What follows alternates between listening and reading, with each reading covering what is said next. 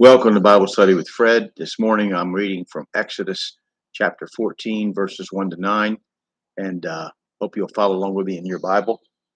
And the Lord spake unto Moses, saying, speaking to the children of Israel, that they turn in and camp before Pi-hahiroth, between Migdol and the sea, over against Baal-zephon, before it shall ye encamp by the sea.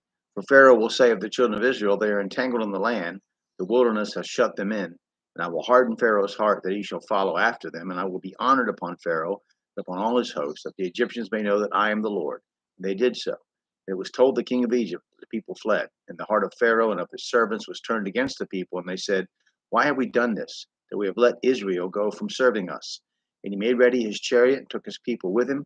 He took 600 chosen chariots and all the chariots of Egypt, and captains over every one of them. And the Lord hardened the heart of Pharaoh, king of Egypt, and he pursued after the children of Israel. And the children of Israel went out with a high hand. But the Egyptians pursued after them, all the horses and chariots of Pharaoh and his horsemen and his army, and overtook them, encamping by the sea between Pi-hahiroth before Baal-zephon. From Etham, the Hebrews are directed to go to set up camp at Pi-hahiroth, between Migdol again the sea, over against Baal-zephon, before it shall ye encamp by the sea. Now from their starting point at Ramses, they have traveled to Sukkot, and at Etham are now told to encamp here. These are traditional locations to the west of the Gulf of Suez, an arm of the Red Sea. The Hebrews are now between Migdol and the Red Sea. Again, God hardens Pharaoh's disobedient heart and encourages him to chase after the Hebrews and regret over letting his slaves go. He takes 600 chariots, and it says all the chariots of Egypt. Chariots will play a very important part in place in the Old Testament and be a source of contention. One thing missing in scholarship and Bible exposition is the common sense understanding of chariot warfare. A chariot was a mobile fighting platform as well as a ceremonial vehicle whose weak link was also how it was delivered to the forefront of the battle so quickly, its horses.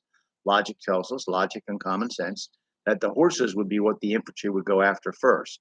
Kill the horses, and the chariot cannot move and respond to the battle. So with chariots, there needed to be a string of horses and horsemen to accompany them.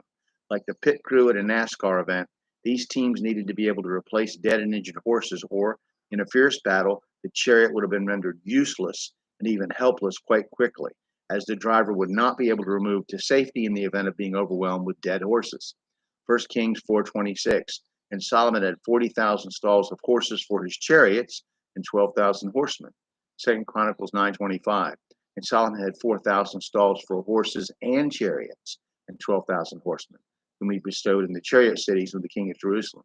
So in those two verses, which have been the source of much disagreement, it's very obvious to me that Solomon had 40,000 stalls for chariot horses and 4,000 stalls that were big enough for the chariot and the horse team that drew it. This would be necessary for maintenance and preparation before training in battle. This also implies a string of 10 horses per chariot as the primary team and backup. These backup teams would not have only needed protection by cavalry, but perhaps were capable fighting force all their own. There is no contradiction, just common sense and reading comprehension needed here. What is about to happen will explain this verse in Numbers. Numbers 14:9. Only rebel not ye against the Lord, neither fear ye the people of the land, for they are bread for us. Their defense is departed from them, and the Lord is with us. Fear them not. The Amarna letters tell us of Canaanite kings pleading for military help against the Hebrews, military help that was not forthcoming because the Egyptian army was destroyed. Historical records are very incomplete, and traditional dating in Egyptology is conflicting and unreliable. It's difficult to put the events we know from the Bible in perfect order with what we think we know from the scant historical records.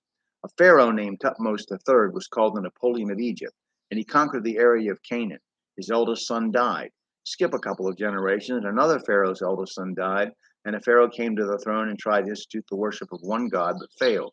Somewhere in all of this swirl of uncertain history, guesswork and conclusions drawn from scant information, is the Pharaoh of Exodus and his successors.